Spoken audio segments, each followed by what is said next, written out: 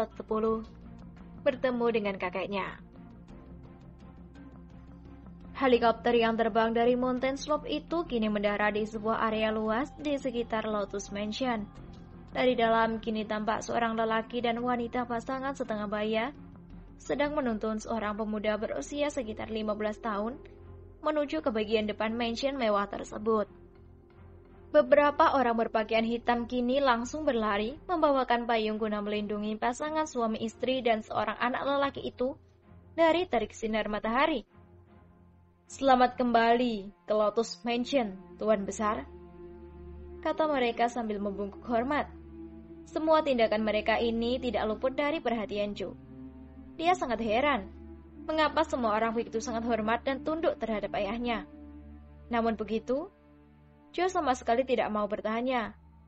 Dia tetap saja acuh dan berjalan mengikuti kedua orang tuanya memasuki mansion itu. "Kumpulkan semua staf. Aku akan mengadakan rapat di Platinum Box," kata lelaki yang dipanggil dengan sebutan Tuan Besar tadi. "Segera saya laksanakan, Tuan," jawab salah seorang lelaki yang sudah berumur lanjut sambil membungkuk.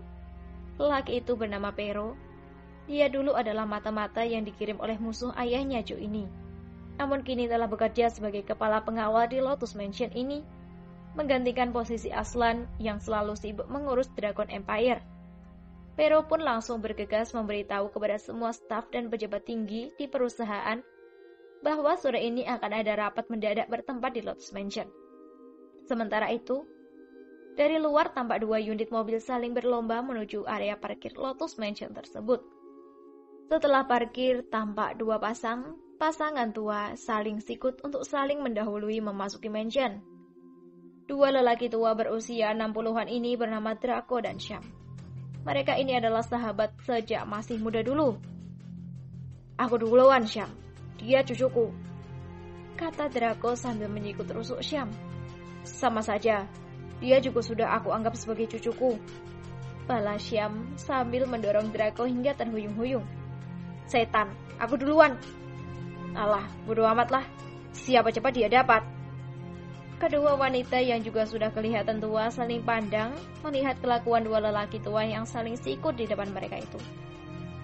"Lihatlah, Rosana, kelakuan kedua manusia tengik itu tidak pernah berubah dari dulu," kata seorang wanita di sebelahnya.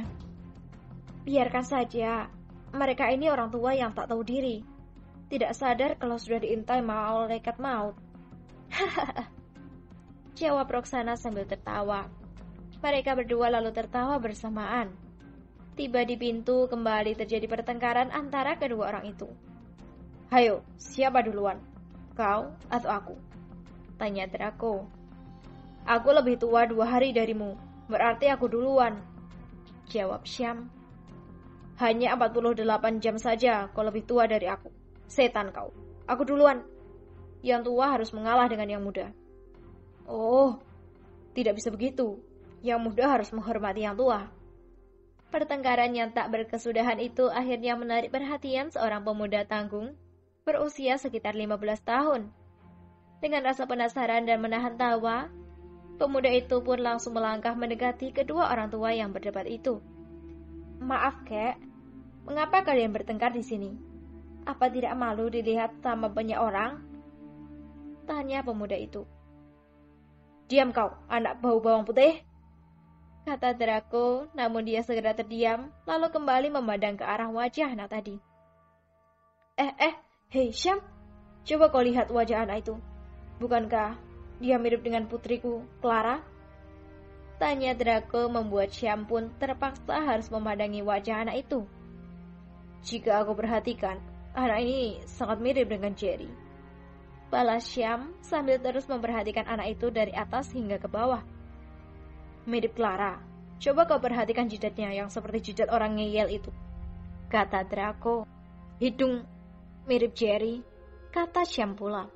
"Jidat kataku, Sham, bukan hidung," bentak Draco dengan kesal. "Potongan tubuh yang bagus, susunan tulang yang kokoh, tidak ada salah lagi. Dia pasti adik Jerry," kata Sham. "Bodohmu tak habis-habisnya. Aku tanya jidat, kau malah kemana-mana," kata Draco mengomel panjang lendek. Anak bau bawang putih, kemari kau," kata Draco sambil melambaikan tangannya.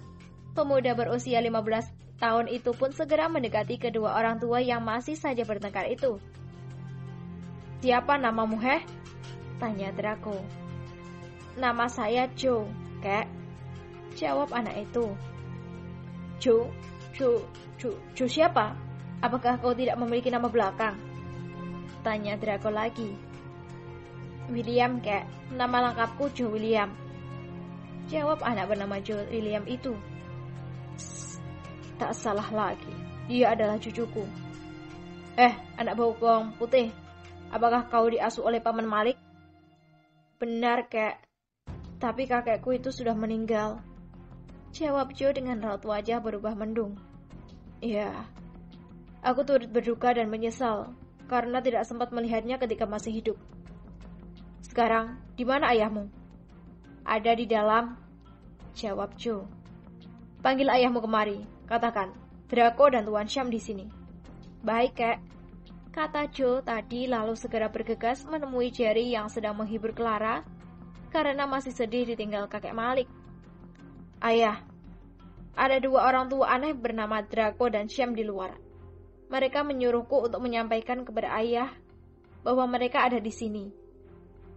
Mendengar anaknya menyebut Draco dan Tuan Syam sebagai dua orang tua aneh, Jerry dan Clara yang tadi menangis berdua mendadak saja terbawa terbahak-bahak. "Jaga bicaramu, nak. Mereka itu adalah kakekmu. Orang tua yang bernama Draco itu adalah ayah ibumu ini," kata Jerry. "Hah? Jadi? Ayo kita temui mereka," ajak Jerry kepada istri dan anaknya. "Jerry, kemari kau. Lihat anakmu ini, sama sekali tidak menghormati aku," bentak Draco kepada Jerry. Clara dan Joe sudah berada di depan mereka. "Joe, cepat beri hormat kepada kakekmu," kata Clara. "Yang mana, Bu? Apakah yang kurus dan menyerakmu ini, atau yang suka tersenyum namun menakutkan itu?"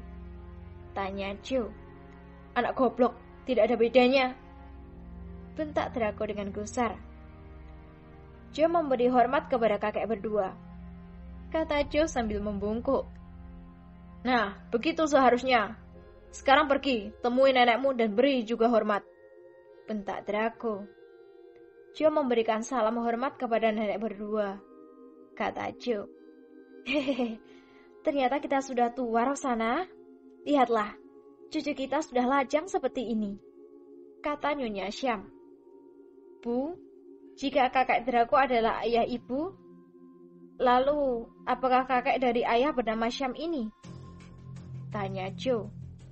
"Bukan, aku tidak pantas disebut ayah oleh seorang tuan besar," kata Tuan Syam sambil menolak dengan gestur. Lalu, tanpa anak itu mengerutkan keningnya. "Begini Joe, kakekmu dari sebelah ayah sudah lama meninggal.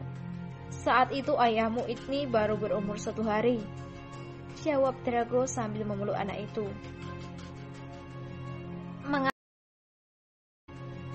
"Mengapa bisa meninggal, kek? Apakah sudah sangat tua, seperti kakekku di Mountain Slope?" tanya Joe. "Bukan, kakekmu dulu meninggal bahkan lebih muda dari usia ayahmu yang sekarang ini. Penyebabnya adalah dia dibunuh oleh salah satu saingan bisnisnya," jawab Draco.